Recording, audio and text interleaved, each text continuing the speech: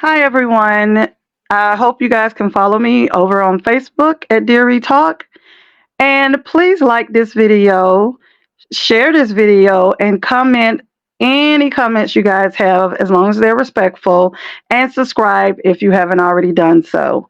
Everything that I state is allegedly and always my opinion, my thoughts, my opinions only.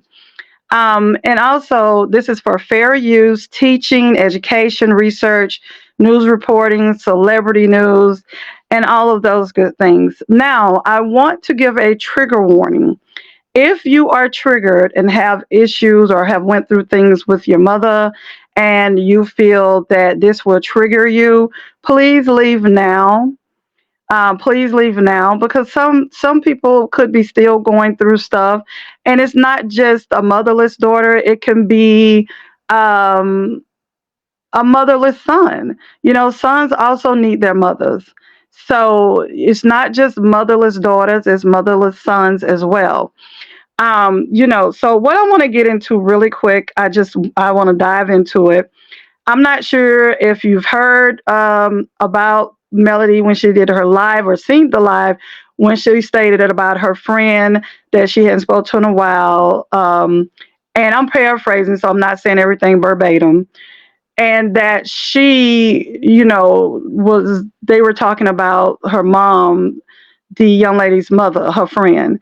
And it just made her, and a lot of times what people don't understand, when the spirit puts something on you to say or to talk about something, that's what's going to happen. You cannot say no, I'm not going to do it, because it's going to keep bothering you, and the spirit's going to keep talking to you until you do it. So Melody came on, and she, was just talking about motherless daughters, and she was talking about her friend, and from the way I looked at her, I felt like she just was really sympathetic to her friend. And this is my opinion, that she's really sympathetic to her friend. Even she said she doesn't know how that feel, but what she was stating, you know let's pray for anyone that has that situation. So my thing is, I want to say kudos to her, the way that she handled it. She didn't come out trying to, be the expert on motherless daughters. She clearly stated that she did not know how that felt. She did not know how it feels. So for me, I want to just say thank you for putting it out and starting a conversation, regardless if it's positive or negative, because I wouldn't have never brought this conversation up, even though I am a product of a motherless daughter. Um, and my brothers are products of a mother, their sons that are sonless mothers. Because you got to look at, when the daughter loses the mother, the son does too. And in fact, sometimes is my brother still hurt to this day of crying and stuff. But anywho, for me, I looked at, sometimes I'll sit back and just watch things happen, because I want to cultivate my own opinion. I want to cultivate how it makes me feel, and then I'll know when I need to speak on it. So Melody did an additional live, and she was stating that, because Destiny and Letitia's mother wanted to come out, and Destiny wanted to go to the trigger. I was triggered, allegedly. And I mean, she said it, so, but I'm just stating allegedly. And then Letitia's mother wanted to come out and have this vulgar video. And she wasn't just talking about Melody, she was talking about the kiddos, she was talking about Mama Van. It was to me, it was tasteless and it was vulgar. And that's pretty much all the time I'm going to give that conversation about her. So for me, when Melody was like, what time are they on? This is paraphrasing, because when you see me at the Black Expo, they were she didn't say them particularly, but she was like, I was getting apologies, and I even sat down for an hour with someone. But a hit dog will holler, like most of my content creator fellow, people, however you want to say it, the content creators, a hit dog will holler. So for me, I'm like, yeah. But the moment Melody was like, she was like, I don't understand it. Now she came and did another live, but the moment I seen that, I started smiling because I understood exactly what happened. I understood that these people have so much venom for her, and I'm not sure if it was Destiny or Letitia's mother that apologized. I'm just wanting to put that out there, that I don't know who was the person apologized, because Melody stated if they want to say it didn't happen, she has the receipts, and it was also on recording. So, and the only reason their names came up is because they came out like, woo, woo, woo, woo, woo, woo, woo, you know. So it's like, were you guys wanting to tell us something? But anywho, for me, I started and I began to smile because when God has you in his midst, which, and I'm going by my own testimony, when someone has done you so wrong and God knows your heart, and we're human, so we will say things sometimes, like you'll see Melody in the past come out, but for the most part, she's very silent. And, in my situation, I had someone, it took 5 years, but that person came. And when they saw me, they couldn't even look me in the face. And they was like, oh, I want to apologize. And I was like, okay, but when your slate and your heart is clean and clear with God, you have no malice, you have no feelings or anything about it. Your slate is clean, and so you don't feel anything because you've turned that person over to God a long time ago, and God will deal with it in his own way, in his own fashion. So the thing about it was, at first I said, well, they didn't mean it. Of course they didn't mean it, but when you're dealing with God, you do not have an ideal that he controls your mind, body, soul, your lips, your tongue. He controls any and everything he wants to control. He controls the air that you breathe when you wake up in the morning, if you breathe or not. So when they went to whoever was apologizing to Melody, it wasn't because they wanted to. It was because they had no other choice. They were not in control of their own faculties. I'm quite sure afterwards, or when it was going on, they were probably thinking in their mind, allegedly, why am I doing this? Why am I saying this? Because when God is ready for you to say something to his, as Ayana say, beloved, when he wants you to talk and speak and open your mouth and say what he wants you to say, you're going to do it on his time, his way, and wherever he sees fit for you to do it. And in that, it don't even have to be in that order. So, Melody, the reason why they came out spewing all of this stuff and talking about, allegedly talking about their trigger, they told on themselves. We had no idea who you were talking about. No idea. So why would they come out of the blue after they've said all the nasty stuff and done all the nasty stuff? You know why?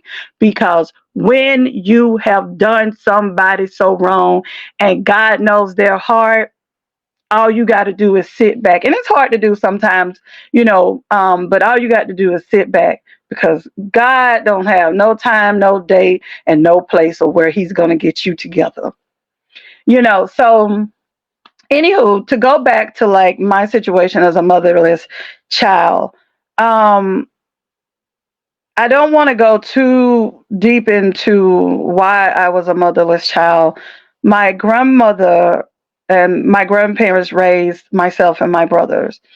And for me, I always longed to have a relationship with my mom. And even to the day she passed last year, it never happened that way. Um, It just never did. And I mean, it hurts me now because she's gone, but I know it hurts my brothers more because they never got the closure or any type of relationship, because they were so angry and so upset.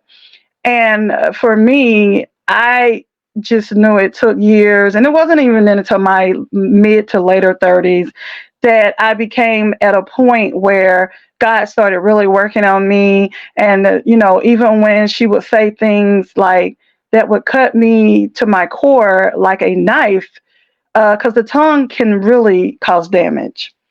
Um, I just, it would hurt me, and I would want to just walk away and just not deal with her anymore. But the voice and the spirit kept saying, "No, you you do what you're being told to do, and don't worry about it." And I kept going and I kept going, and it was almost like you had God and his angels on one, and you know who on the other one, and you were going back and forth with your emotions. And so I had to make a conscious decision that I would not be tolerating anything. So,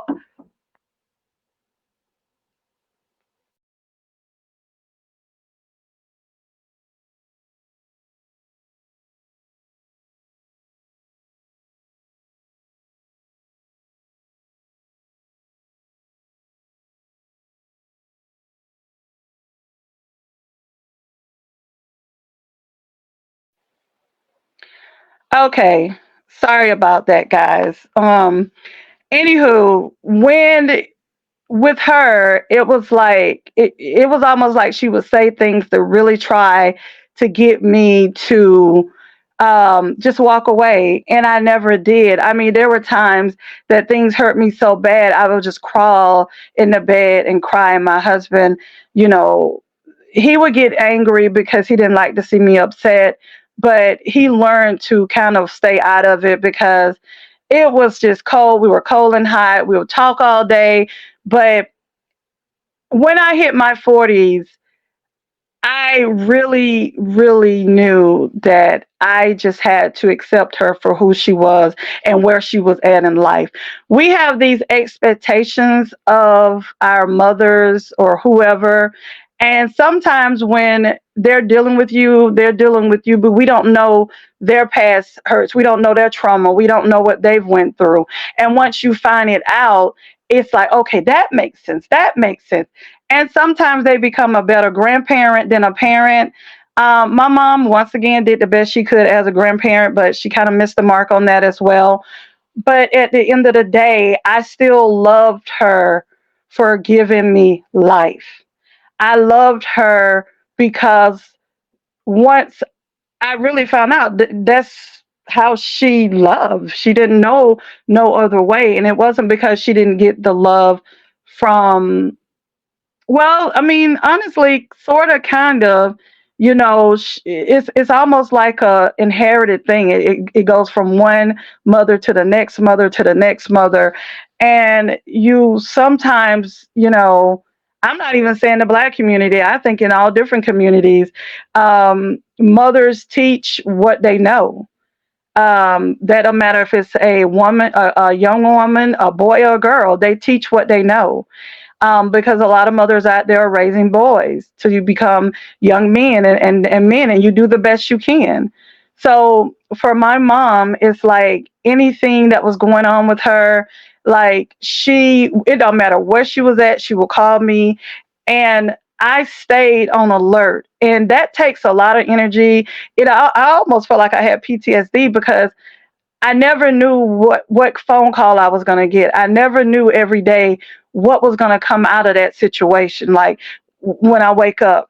So the day that did come that she passed away, something inside of me broke. Something inside of me broke because I had been fighting. I even had a conversation with her um, in 2022, and I wanted her to move where I was at.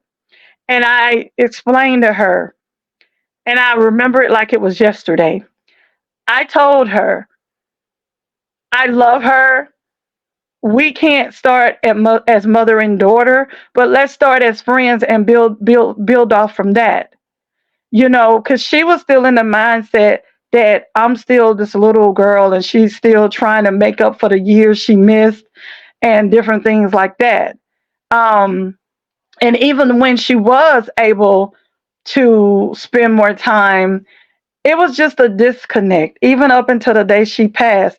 But right 2 weeks before she passed away, that I didn't know she was going to pass away, God always give us signs. But so a lot of times you don't pay attention to them. And if anybody's ever watched a movie where somebody's sitting on a bench by a lake, it's very peaceful, the sun is shining off the water, and that was the moment I had with my mom. And I never had that type of moment before. And she touched my face and she was like, "You're so pretty." And she never did that before. And also, the other thing she never done before was she was very, very, very private when it came to her finances, which I am the same way. So sometimes things just in your DNA. But she was having me to go with her. She didn't care about PIN numbers, but I still didn't. God was still showing me stuff, and I didn't see it.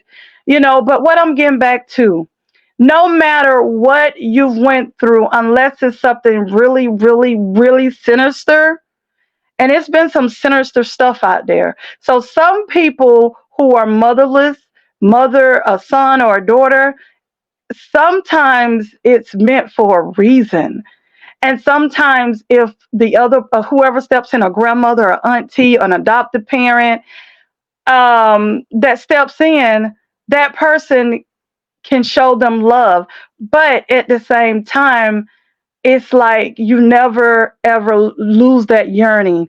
So Melanie is spot on when she was, for me, she was spot on for my situation when she was like, just stating that, it can come out in how you act and talk with people. And it most definitely did. Like, I'm telling you, up until, and even now, people look at me and think, "Oh, she's so sweet. She want her to fly."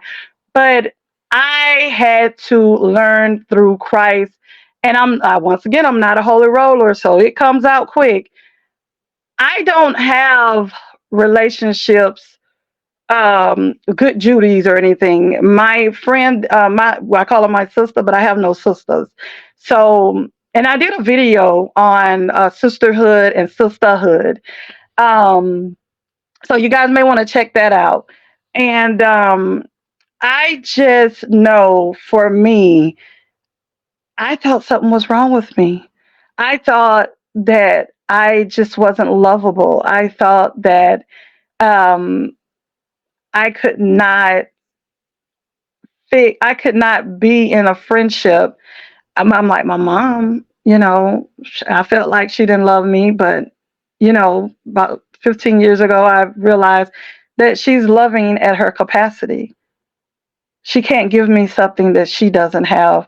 She can't give me something that wasn't given to her, even though her mother loved her. I found out that my great grandmother was a very, very stern woman. And, so it goes back to, they give what they have. But now if you're dealing with a mother that is sinister and has done some outlandish stuff like causing harm and stuff like that, that's a different thing. I'm just talking about your basic yearning for your mother as a son or a daughter, and the mother is there. She even may be in the house, but she has a disconnect. Like Melody said, she could even have her name on the bills, the house, and everything, but she's never there. But for me, and this is something I've not even ever told my good Judy. God only knows this, and I'm telling whoever listens to this. So this could be to whoever in the world. I would make up imaginary place. I would have an imaginary life to escape what my reality really was. So where I was living, nobody knew me, so I could make up any way that I live, who I am as a person. Oh yeah, my family's this, my mother's this. So I made things up because it was too hurtful and too painful for my reality. And I don't know if anyone ever has done that before. You make, it's not like you're lying, but you have this alternate place inside of you that you live in because your reality at that time was too hard. And it's a lot of stuff that has went on, but those are things I don't want to get into. But at the end of the day, I'm talking to any daughter, any son that you were a product of a motherless, even if she was there with you. Um, I can't speak for your story. I can only speak for mine. But I do want to say at the end that I thank you, Melody. I thank you, Dr. Rogers. I thank you for bringing this conversation to the forefront because for me, I would have never discussed this. And for me, it needs to have a discussion because of the fact that a lot of us are walking around at 50 and 60 and 40 and 30 years of age, and we are living on the surface with our representative. We are living on the surface at our representative. I still miss my mom. I still miss my mother. And there are some times that I feel guilty because even though I love her to my core, I walk around with her on my keychain. I miss her because she's the reflection of me. Because I used to always feel like I was nothing like my mother. And I am. I have her. And, with my biological father, that's a different story or a different video that I want to make. Because with him, I didn't meet, I didn't meet or even hear my father's voice for the first time until I was in my 40s. And I'm 50 now, so that tells you something. Um, but I didn't really feel like I missed out until he sought me out because I had the best dad and my grandfather that you could ever want. My grandfather was my first love. Like, I love him so much. God, I love my grandfather. And I call him daddy. Um, you can hear the happiness in my voice. But the thing about it is that we are all products of something. We are all products of. You may not be a motherless daughter, but you could probably a fatherless daughter, or not 100% having your dad the way you wanted him.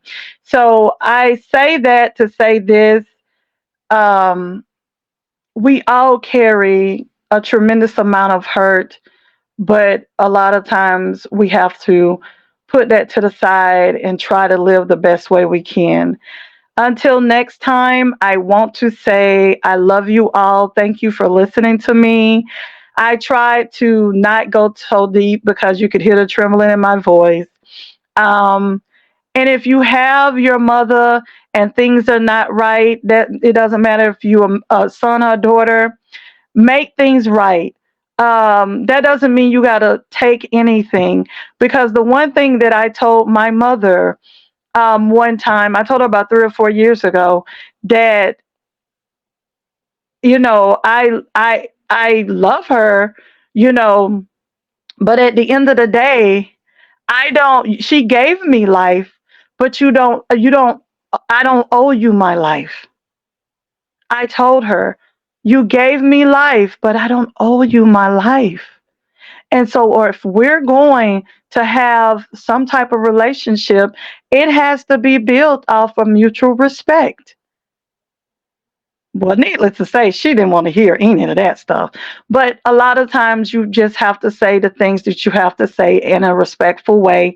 And then you just have to go from there. You have to try to put up your barriers. But, some parents, you can't do that. And yes, regardless of my mom, took care of me or raised me or not, she was still my mom. And, my grandmother, that's who I called mom. But my grandmother, I love her to pieces. But between her, and that's another video, when you're caught between who's taking care of you and your biological parents, and you get stuck into the middle and the turmoil and you get caught into it.